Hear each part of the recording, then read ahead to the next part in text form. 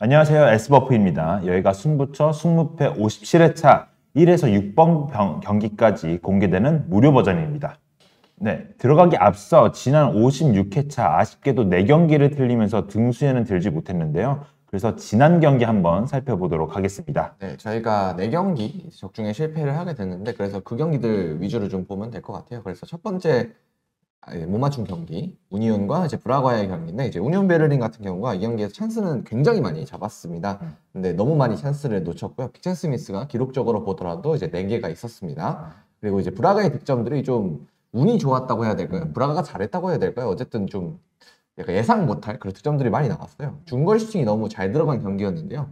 첫 번째, 세 번째 골 중거리가 되게 원더골 굉장히 잘 들어가면서 득점이 됐고 두 번째 골도 중거리 슈팅에 이은 또 마무리였기 때문에 아무래도 브라가의 중거리 슈팅의 변수 그리고 베를린의 공격 찬스 놓친 변수 이런 것들이 좀 작용한 경기였던 것 같습니다. 네, 두 번째 경기는 랑스하고 아스날인데요. 저희가 패배를 예상했는데 승리가 됐습니다. 네.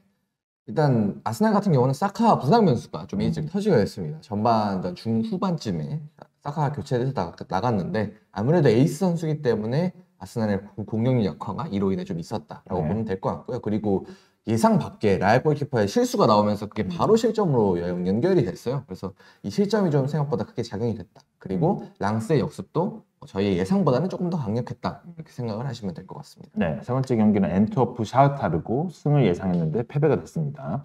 네, 엔트워프의 골키퍼 변수가 굉장히 크게 터졌던 경기인데요.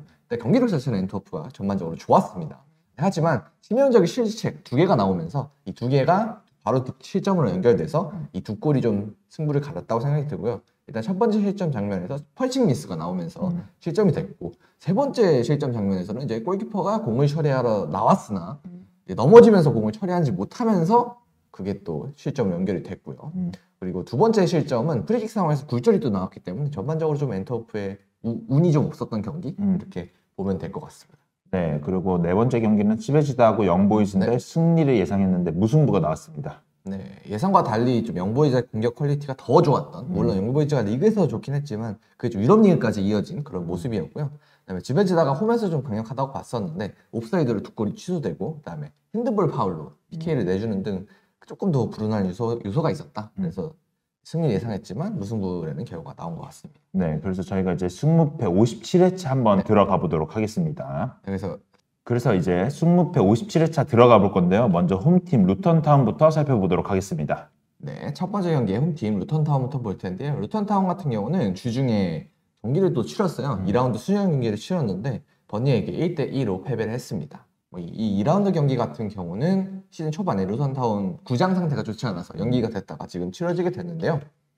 네, 꽤나 찬스를 많이 만들어내면서 좋은 모습은 보였지만 이제 상대 버니의 수비가 좀 약한 팀이기 때문에 엄청나게 좋았다 이렇게 평가하기는 어려운 점이 있는 것 같습니다.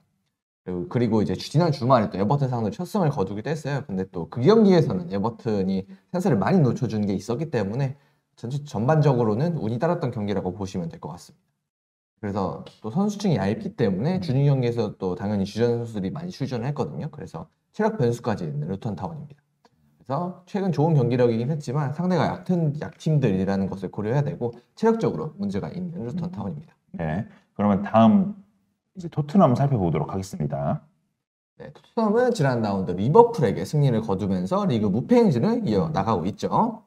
상대 리버풀에서 2명이 퇴장을 당했고 그리고 오심으로 상대 득점이 취소당하는 등 운이 굉장히 좋았던 경기였습니다. 네, 그래도 집중력을 끝까지 유지를 하면서 이제 경기 막판 종료 직전에 역전에 성공한 것은 좀 고무적이라고 볼 수가 있겠죠. 네, 솔로몬이 주중에 부상을 또 당했다고 해요. 그래서 손흥민 등 주전 공격진에 많은 것을 의지해야 할 것으로 보입니다. 원래는 뭐 손흥민 선수가 체력적인 문제도 있고 몸이 좀 안 좋다고 그래서 결장 혹시 하지 않을까? 쉬어지지 않을까 생각을 했었는데 A매치도 있고 하니까. 근데 솔로몬이 부상을 당했으니까 아마 조금 무리해서 출전을 하지 않을까 싶어요. 네. 그래서 정리를 하자면은 최근 너무 흐름이 좋은 토트넘이고요. 솔로몬 부상으로 공격진 뎁스는 좀 약해진 약점이 있습니다. 네, 그럼 두 팀 한번 정리해 보도록 하겠습니다. 네, 그래서 두 팀을 정리를 해보면요. 체력 문제가 있는 약팀 루턴이고 최근 흐름이 너무 좋은 토트넘입니다. 손흥민 선수가 혹시나 결장할 수도 있긴 하지만 이건 가능성이 크진 않고요. 그리고 이제 손흥민 선수 이외에도 득점 루트는 또 많기 때문에 충분히 토트넘이 승리를 할 수 있다고 예상이 됩니다. 네. 그래서 이번 경기는 루턴타운의 패배를 예상해 봤습니다. 네, 두 번째 경기 살펴보도록 하겠습니다. 두 번째 경기는 카디스 대 지로나의 경기입니다. 먼저 카디스부터 살펴보도록 하겠습니다. 네, 카디스는 지난 라운드 아틀레티코 마드리드에게 2대 3으로 패배를 했었습니다. 두 골을 먼저 기록을 했지만 마드리드의 강한 공격력을 막아내지 못하면서 결국은 패배를 하고 말았죠. 게다가 이 경기에서 주전 수비수 팔리가 이른 시간 부상 이탈하는 악재가 발생을 했습니다. 또 다른 주전 수비수인 추스 선수가 이미 부상인 상황이었기 때문에 센터변 라인에 두 명이 부상이 발생하게 되면서 좀 구멍이 생길 것으로 보이죠. 네, 그래서 중앙 수비 라인의 결정 변수로 수비가 약해질 것으로 보이는 카디스입니다. 네, 그러면 이제 원정팀 지로나 살펴보도록 하겠습니다. 네, 지로나는 지난 라운드 레알 마드리드에게 3대 0으로 패배를 했었습니다. 네, 지금까지 돌풍을 일으키긴 했는데요. 최강팀 레알을 상대로는 좀 공격적인 부분에서 차이가 나는 모습이 있었습니다. 네, 특히 결정력에서 큰 차이를 보였는데요. 슈팅 숫자 비슷했고 XG 값도 엄청나게 차이는 안 났는데 이제 빅산 스미스 3개가 나오면서 레알과는 결정력 차이가 확실히 있었다. 네. 보시면 될 것 같고요. 그런데 공격 전개 능력은 아직까지도 레알한테 크게 뒤지지 않았기 때문에 좋은 경기력을 유지하고 있다고 평가를 해야 될 것 같습니다. 그래서 레알에게 패하기는 했지만 경기력 자체는 유지하고 있는 지로나라고 할 수 있겠죠. 네, 그러면 두 팀 한번 정리해 보도록 하겠습니다. 네, 중앙 수비 결정 별 수 있는 카디스고요. 여전히 좋은 경기력의 지로나입니다. 그래서 두 팀 좀 차이가 있다고 생각해서 이번 경기는 카디스의 패배를 예상해 보도록 하겠습니다. 네, 이번 경기는 카디스의 패배를 예상해 봤습니다. 다음 경기 살펴보도록 하겠습니다. 다음 경기는 벌리 대 첼시의 경기입니다. 먼저 홈팀 벌리부터 살펴보도록 하겠습니다. 네, 번리는 주중 루턴타운과의 순영 경기에서 2대 1로 승리를 거뒀었습니다. 네, 이기긴 했는데요. 수비에서는 여전히 불안한 모습이었죠. 네, 전체적으로 경기를 주도하긴 했는데 후반 막판에 가면은 루턴의 파스 공세에 좀 밀리는 모습도 보여줬습니다. 네, 그래서 주중 경기 또 이 팀도 스쿼드가 좀 얇은 편이기 때문에 주전 선수들이 대부분 출전을 했어요. 그래서 체력 변수는 덤으로 작용을 하겠죠. 그래서 여전히 수비가 불안한 편이고 체력 변수까지 있다. 이렇게 봐야 될 것 같습니다. 네, 그렇다면 원정팀 첼시 살펴보도록 하겠습니다. 첼시는 지난 라운드 풀럼에게 2대 0 승리를 거뒀습니다. 전반전에 찾아온 기회를 잘 살리면서 리그 4경기 만에 또 승리를 거뒀죠. 네, 엔조가 후방으로 내려가고 갤러거가 박스투박스 미드필더 역할을 수행하면서 좀 정상적인 모습으로 돌아간 미드필더 운영을 보여줬습니다. 네. 제임스의 부상, 구스토의 징계로 오른쪽 수비에 좀 구멍이 났었는데 쿠쿠레라를 오른쪽으로 돌리면서 대체를 하는데 성공을 했습니다. 네, 추크레메카가 이번 라운드에는 복귀 가능성이 있고요. 그 다음에 이전 경기에서 부상으로 교체된 무리익 같은 경우는 큰 부상은 아니라고 합니다. 그래서 출전이 가능할 수도 있다. 이렇게 봐야 될 것 같네요. 네. 그래서 중앙 미드필더 자리의 조정과 함께 결정력이 좀 회복이 되면서 반등에 성공한 첼시입니다. 네, 그래서 두 팀 한번 정리해 보도록 하겠습니다. 네, 수비가 불안한 벌이고요. 정상적인 미드필더 운영으로 반등에 성공한 첼시입니다. 첼시의 경기력이 올라갔기 때문에 첼시가 우세할 경기로 예측을 한번 해보겠습니다. 네, 이번 경기는 벌리의 패배를 예상해 보겠습니다. 네, 다음 경기 한번 살펴보도록 하겠습니다. 다음 경기는 레알 마드리드 대 오사수나입니다. 먼저 홈팀 레알부터 살펴보도록 하겠습니다. 네, 레알은 주중 챔피언스리그 경기에서 나폴리에게 3대 2로 승리를 거뒀습니다. 비니시우스, 벨링엄이 좋은 활약을 또다시 펼치면서 극적인 승리를 거뒀었죠. 네, 공격진들의 폼이 워낙 좋기 때문에 계속해서 좋은 경기력은 기대되는 상황입니다. 네, 다만 수비진에서 나초가 징계를 결상하는 것이 큰 변수가 될 것으로 보이는데요. 이제 밀리탕, 알라바가 부상인 상황에서 남은 중앙 수비수가 없는 상황입니다. 현재 릴리거밖에 없는 상황인데 유망주 선수를 활용하거나 아니면 카마빈가 같은 다른 포지션의 선수를 수비수로 기용해야 하는 상황입니다. 네. 그래서 공격력이 워낙 좋은 상황인데 중앙 수비에서 결정 변수가 있는 레알이죠. 네, 그럼 원정팀 살펴보도록 하겠습니다. 오사수나 같은 경우는 지난 라운드 알라베스에게 0대 2로 승리를 거뒀습니다.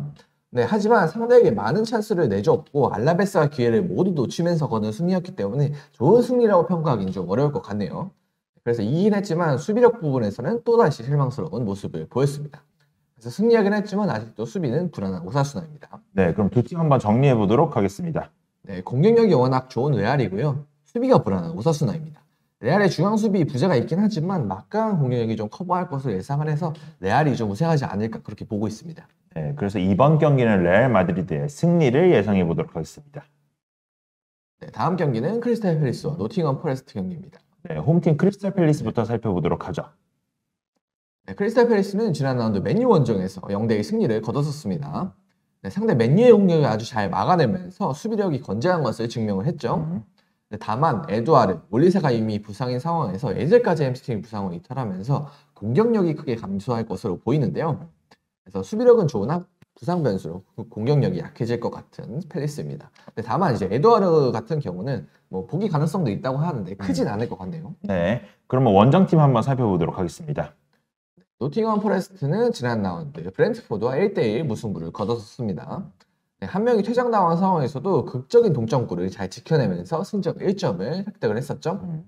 네, 누노가 부상인 상황에서 대체자로 나섰던 니아카테가 퇴장을 당했기 때문에 왼쪽 수비 라인에는 구멍이 생길 것으로 보입니다. 네, 버티기에는 강점이 있지만 또 확실한 공격 루트는 또 부족한 팀이라고도 볼 수 있죠. 그래서 버티는 능력은 좋지만 결장 변수로 인해 왼쪽 수비에 구멍이 생긴 노팅엄이라고 정리할 수 있겠습니다. 네, 두 팀 한번 정리해 보도록 하겠습니다. 네, 수비력은 좋으나 부상 변수로 공격력이 약해진 팰리스고요. 버티는 능력이 좋지만 결장 변수로 인해 그 수비력이 약해진 노팅엄이죠. 양팀 모두 변수가 좀 있기 때문에 무승부 가능성이 가장 높지 않을까 싶은데요. 다만 기본 전력의 팰리스가 더 좋고 수비력이 강하기 때문에 팰리스가 또 약간 우세한 경기지 않나 싶습니다. 그래서 크리스탈 팰리스의 승리 혹은 무승부로 가도록 하겠습니다. 네, 이번 경기는 크리스탈 팰리스의 승무를 예상해 봤습니다. 네, 다음 경기 한번 살펴보도록 하겠습니다. 다음 경기는 마요르카 대 발렌시아의 경기입니다. 먼저 마요르카부터 살펴보도록 하겠습니다. 네, 마요르카는 지난 라운드 라요와 2대2 무승부를 기록을 했었습니다. 상대에게 많은 찬스를 내주긴 했는데요. 공격에서 적은 찬스 집중력을 발휘하면서 동점에 성공을 했습니다. 최근 팀 스타일과는 다르게 득점력이 올라왔는데 수비가 오히려 불안한 모습을 보여주고 있죠. 주전 수비수 마페오가 햄스트링 부상으로 결장하고 있는 그런 영향도 있는 것 같습니다. 네, 세트피스를 중심으로 득점력은 살아나는데요. 수비가 불안해진 마요르카입니다. 네, 원정팀 살펴보도록 하겠습니다. 네, 발렌시아는 지난 라운드 베티스에게 0대3으로 좀 완패를 하게 됐었습니다. 세트피스에서만 2골을 내주면서 패배를 했는데요. 네, 올 시즌 세트피스 실점이 4골로 오픈플레이 실점 수가 같습니다. 네, 그래서 상대 마요르카가 세트피스의 강점이 있기 때문에 이번 경기에서는 좀 큰 약점으로 작용할 것으로 보고 있습니다. 그래서 세트피스 수비가 약하기 때문에 상대의 강점과 맞물려서 약점을 가지게 된 발렌시아입니다. 네, 그럼 두 팀 한번 정리해 보도록 하겠습니다. 네, 세트피스에 강하고 공격력이 올라온 마요르카고요. 세트피스 수비에 약한 발렌시아입니다. 네, 다만 마요르카의 최근 수비가 흔들리는 것이 변수기 때문에 마요르카의 승리 혹은 무승부를 예측해 보도록 하겠습니다. 네, 이번 경기는 마요르카의 승무를 예상해 봤습니다. 네, 이상으로 6번 경기까지의 분석이었습니다. 7번부터 14번 경기는 저희 멤버십을 가입하셔서 풀 영상으로 시청하실 수 있습니다. 아이폰 사용자는 아직 유튜브 앱에 반영이 안 된 상황입니다. 핸드폰이 아닌 컴퓨터로 이용하셔서 인터넷 브라우저로 유튜브 접속 시 가입이 가능하십니다.